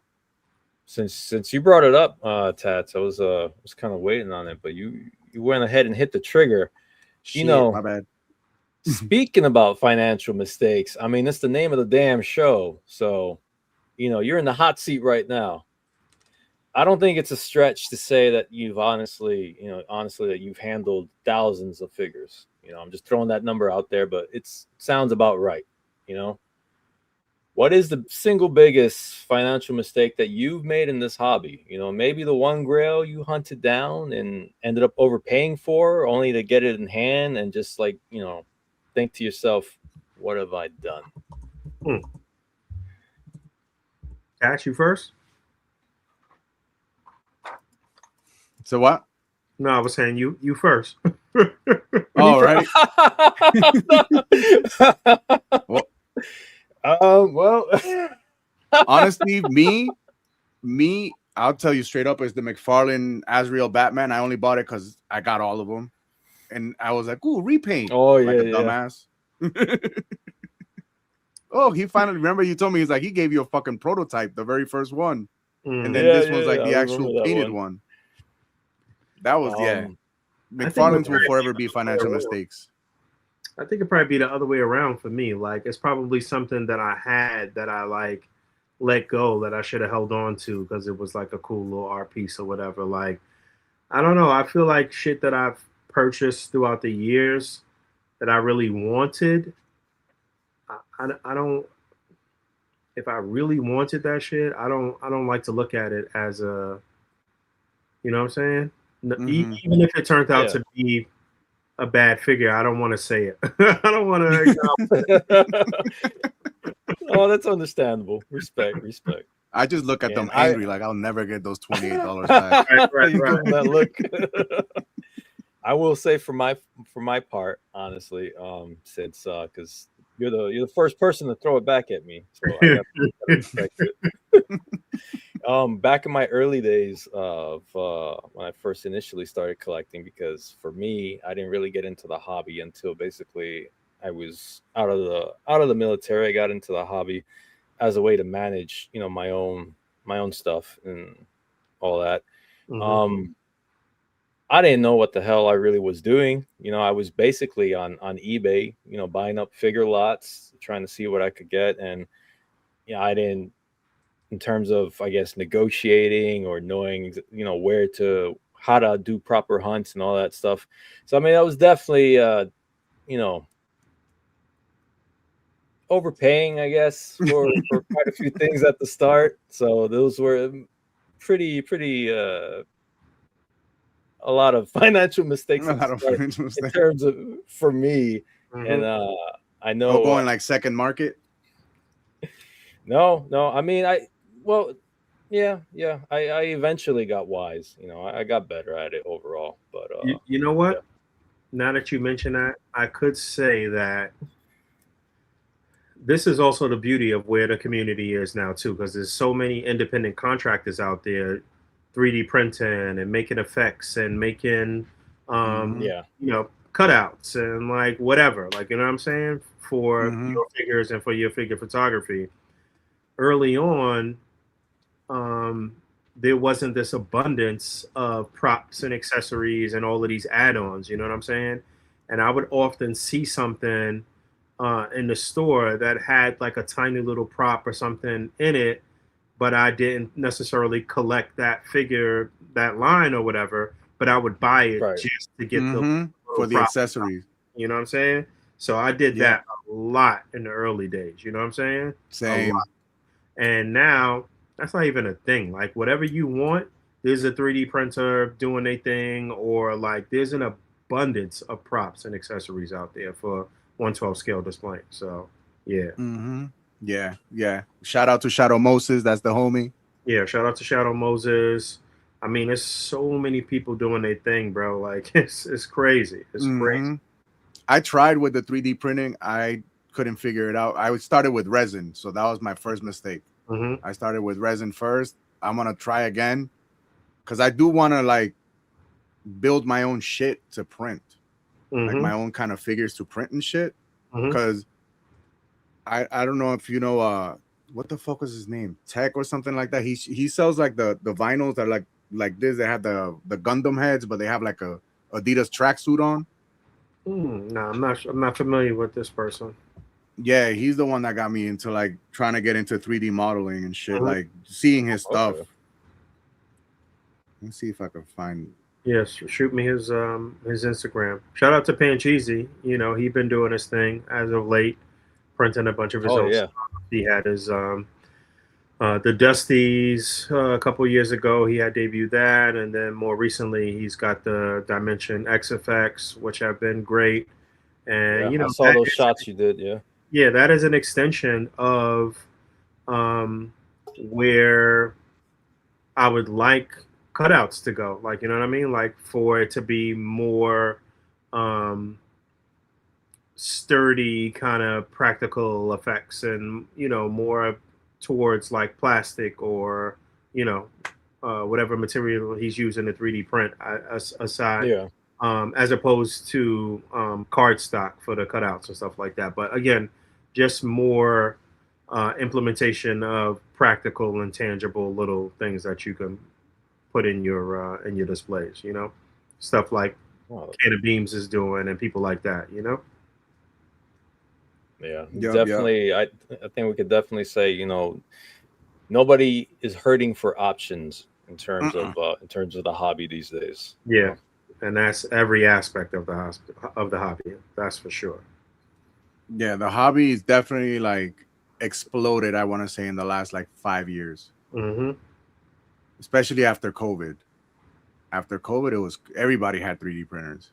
Yeah, I saw Yeah. my man. I saw Simon had made a post the other day saying that I don't know. He had said like 2019 or some year was like the golden years, and people was feeling a little like Oh, I detached, saw that. Yeah.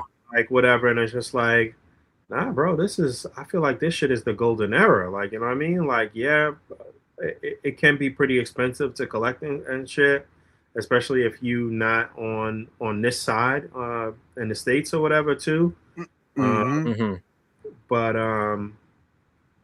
But where there's a will, there's a way. There's definitely a way to hustle and to get some things and make it happen. And there's definitely an abundance of figures out there and companies doing their thing, man, for sure. Yeah. And Oh, going my bad, it was going back quick. on it was who? Sorry about that. It was quick. Says, let me see these dudes right here. Oh, yeah, I remember seeing I have those. seen Yeah. Okay, yes. That's what got me wanting to get into 3D modeling because I'm like, I could do that. Yeah. My bad. My fucking. No, you're good. Going back real quick because you brought up Simon and the post he had made and stuff, and I just wanted to say that while like I can honestly understand, to a degree where he's coming from, especially because Simon's a pretty, in my opinion, he's pretty prolific when it comes to ACBA. He's definitely part of that history. He's definitely like somebody that, like, without seeing the name, if I just see the picture, like I already know that it's Simon. It has that certain style to it in terms of lighting, posing, figure usage, even as well.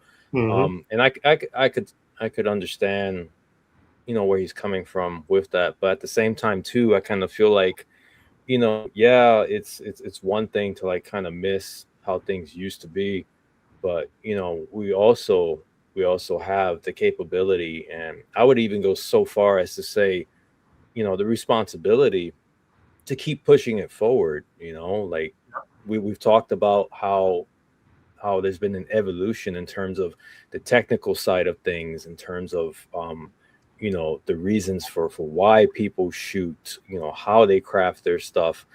Everything has just been constantly evolving, going up and up and up. And I don't feel like we should kind of, how do I want to say this, and not to say anything bad on Simon, but just that we shouldn't really kind of mire ourselves in the past in that kind of way, because like somebody, I know one of the comments on that post had been that they had said basically, yeah, and like, I don't even go to the Facebook page anymore. And it's just like, that's one of the things too, is like, okay, like just go and start visiting the board again. Why don't you? Just go check it out. Even if you're not putting up any shots on the board, you can still show support in so many different ways. You can still the ACBA itself, like, as that community on the Facebook page. Like, it's open. It's in the rules and everything. Like, you can give positive criticism. People are encouraged to go there and help build each other up. Yep. You know, Yep. A so comment it's like goes a when I long see, when I see stuff like that, it's just like, we don't have to just stand to the side and kind of look at it and be like, oh, like, oh, pobrecito, like, oh my God, what's happening? No, be active, get in there, get your hands dirty. Yeah, even if you just scroll past, like you said, just like I said, a comment goes a long way.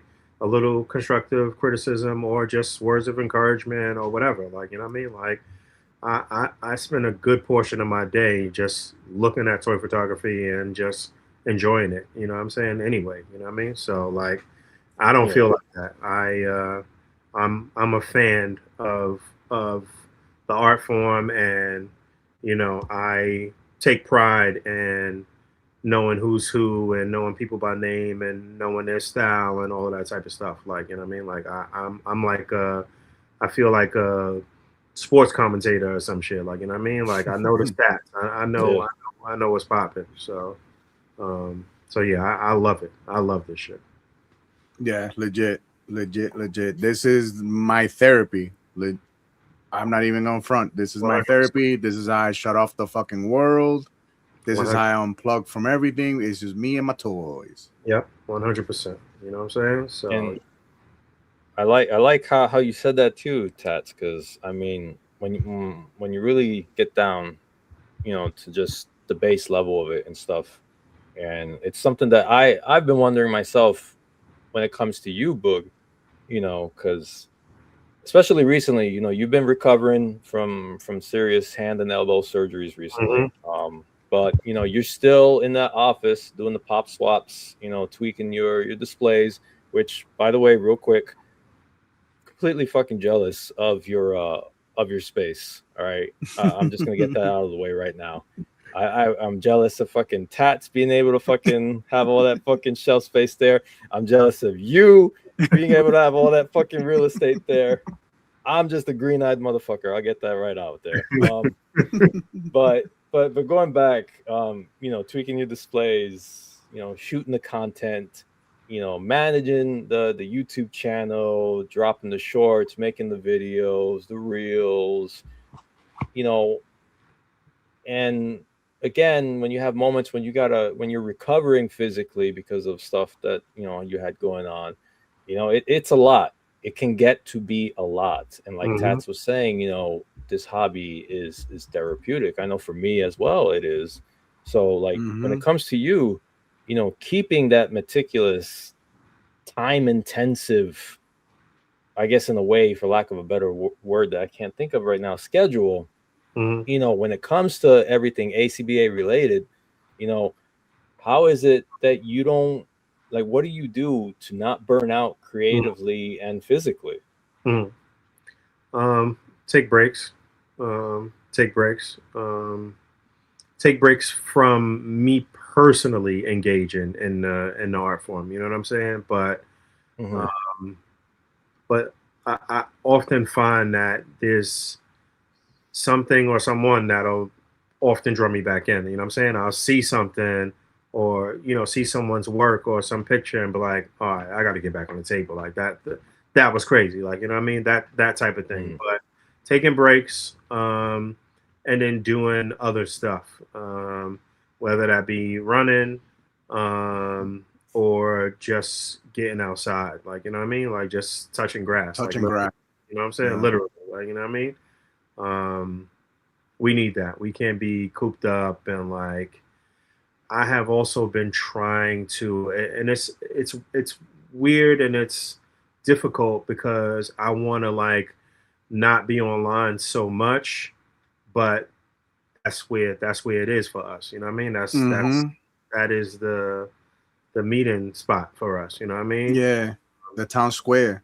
Yeah, So, and obviously the three of us, we all very engulfed in politics and activism and all of that type of stuff. And like, so taking a break even from that stuff too is important. Like, you know what I mean? So just kind of unplugging Yeah, is, that's kind of what I had to do and leave these fucking cornballs alone for a little bit. because these people will like they'll fucking kill you, like, and not like, you know, not physically, but like, you know, like And where you out? the mental anguish of all of this shit is tiring. You know what I'm saying? Like, Yeah. so, but yeah, just taking a break and just kind of closing the laptop and just going outside, bro.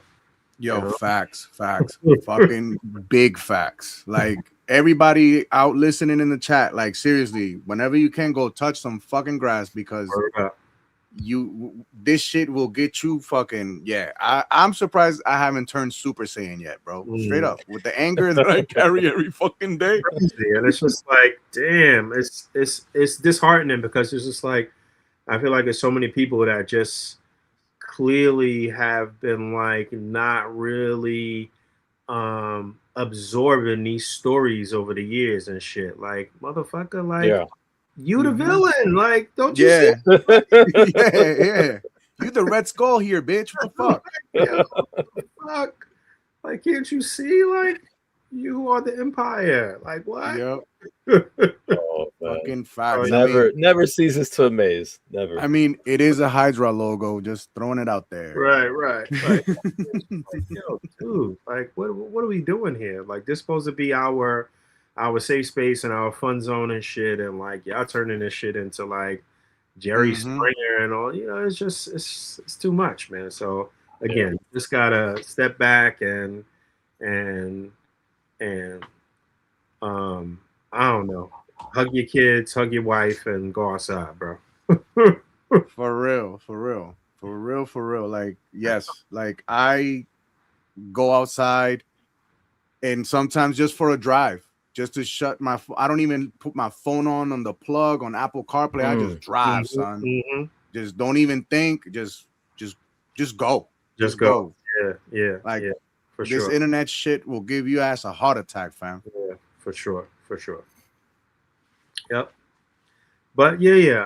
I mean, and then it's like I also, and y'all know this, and you know, I obviously look at you guys' work and stuff like that, and like I also feel like obligated to like throw in my little like political shots and my shots and shit, and like you know what I mean? And like do certain things like that. Like again, when that shit is in you, when that like activism and that fight is in you, it's just in you. You know what I'm saying? So I know I'm preaching to the choir what y'all do, but yeah, y'all feel me. 100%, because it's appreciate that. Like I was telling TG earlier, like people call me controversial sometimes, and it's like what I do isn't controversial. When we collect fucking superheroes, right? We collect people that step in for the voiceless. 100%. Yeah, that shouldn't be controversial or anything special in any way, shape, or form. There should be someone out there that's gonna tell certain people, "Yo, chill the fuck out. Get in the corner. Fucking time out, bitch." Like, you know what I'm saying? Yeah. What up, Webby? How you doing, brother? I feel like we kind of ran the gambit in terms of you know, started out with getting into the nitty gritty of ACBA, its origins, you know, key players in that, thoughts and feelings in general on, you know, technical aspects of the hobby, you know, parts of the community and all that stuff. And I just want to, as we get towards the end here, I really want to bring this up because we're kind of getting close to that time of the year, and I'm talking about October. For those that don't know, every year ACBA runs the October event. All right, this is pretty much, they come up with 31 distinct high-level practical shots based off of themes that they select. So basically 31 different themes, 31 different shots. All right. And while it's definitely awesome and fun to participate in, I can also tell you, as someone who's done a couple of them myself, it can also be a fast track to basically just creative exhaustion. So for you, Boog, you know, I'm just going to go off the assumption here that, you know, having judged thousands of submissions over the years, is, if you can, you know, what is the one prompt or theme that you have seen people basically consistently struggle with, or maybe completely miss the mark on, you know? So the October thing is maybe about, I don't know, I want to say 5 to 7 years old, maybe like 5 years old. But Hmm. traditionally, we had other contests before October. We had the ACBA World Tournament, we had Photo Combat, and we had Summer Shots, which were also like little themed tournaments, and Okay. and the World Tournament was set up as a video contest. So it was basically um, almost like a stop motion, but like a still motion display or whatever. Like you could move the camera, and you were tasked with putting together a setup, doing camera work, put in a soundtrack to it, put in music to it or whatever, but you couldn't move the figures. It was just Mm. shooting a still setup, Okay. Yeah. but Almost like the Matrix when they yeah, freeze and then it you got, pans out. right, exactly. You got about a minute. I think the time limit was like you had like a 60 seconds to film it or whatever, and you just hit the different angles and tell the stories or whatever. It had to have some aspects of some cutouts in it or whatever, and I found that to be the most difficult type of tournament that we put together. It was always the one that we had the highest cash prizes and stuff for. But I also found that to be the most stunning, like visually stunning. And even Mm. now, going back, we haven't done that particular style of tournament in quite a while.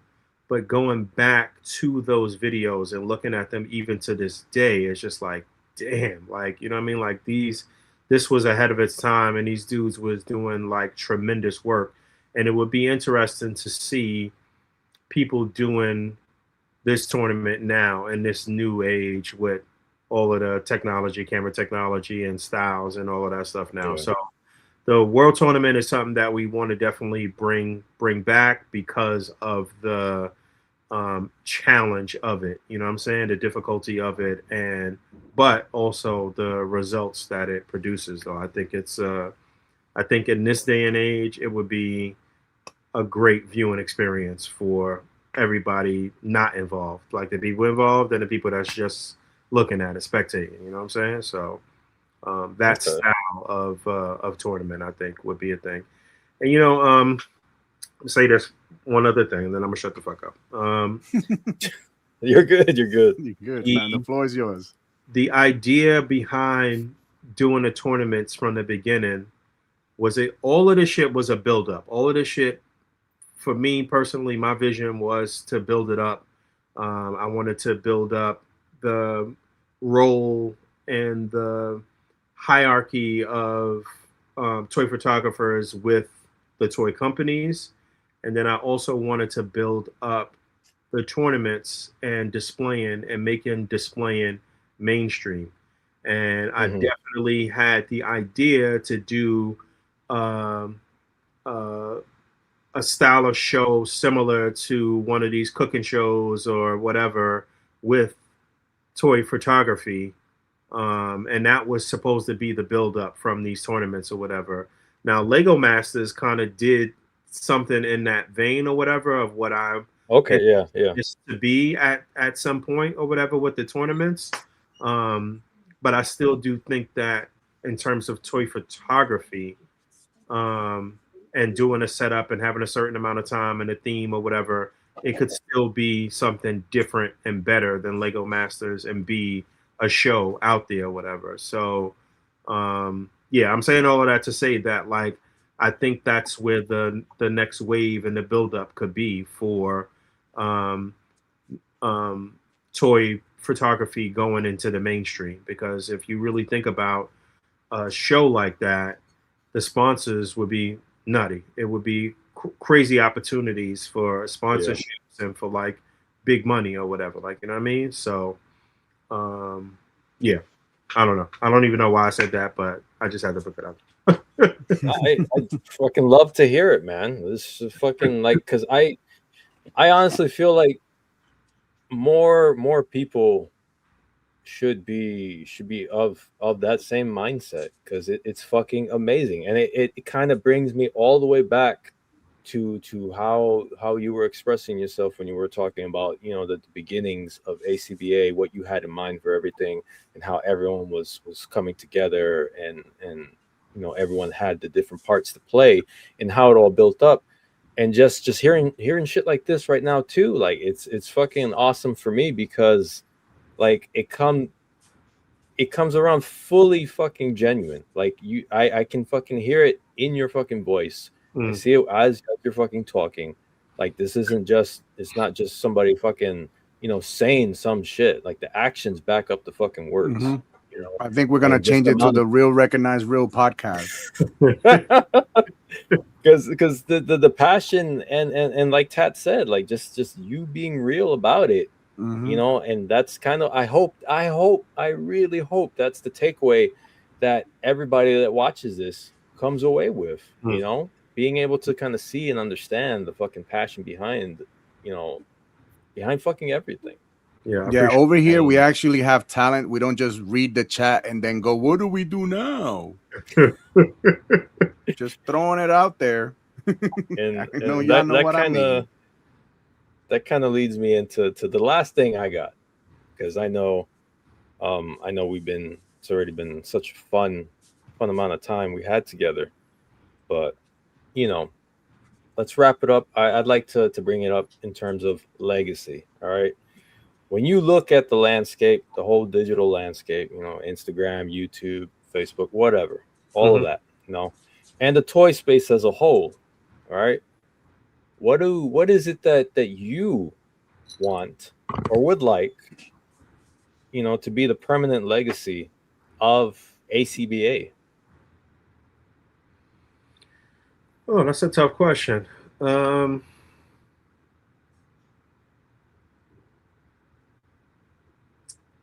don't know, man. I don't even know how to answer that.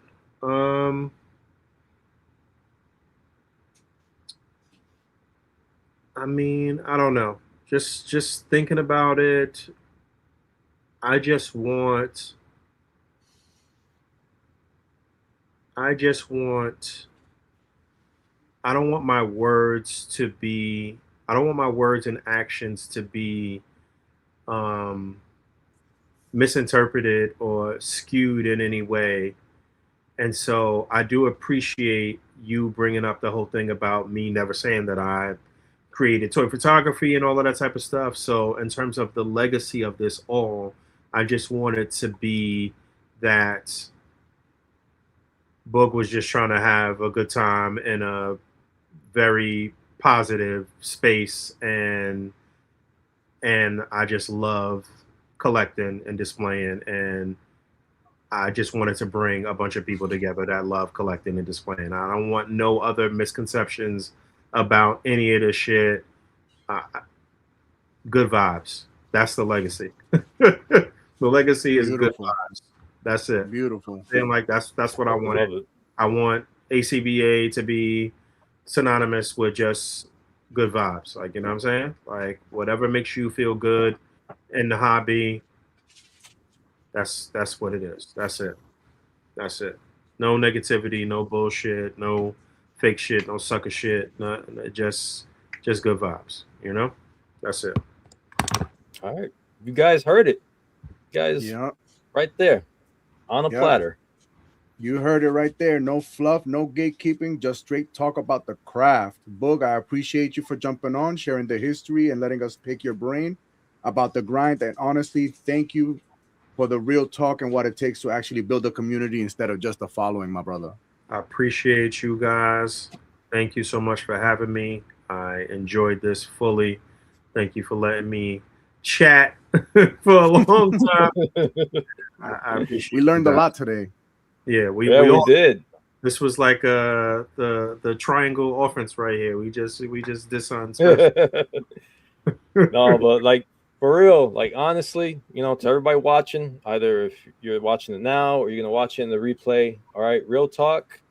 Go check out the ACBA community. Check it out on Facebook. Check it out on Instagram. Freaking check it out on YouTube. You know, they got that podcast going on as well.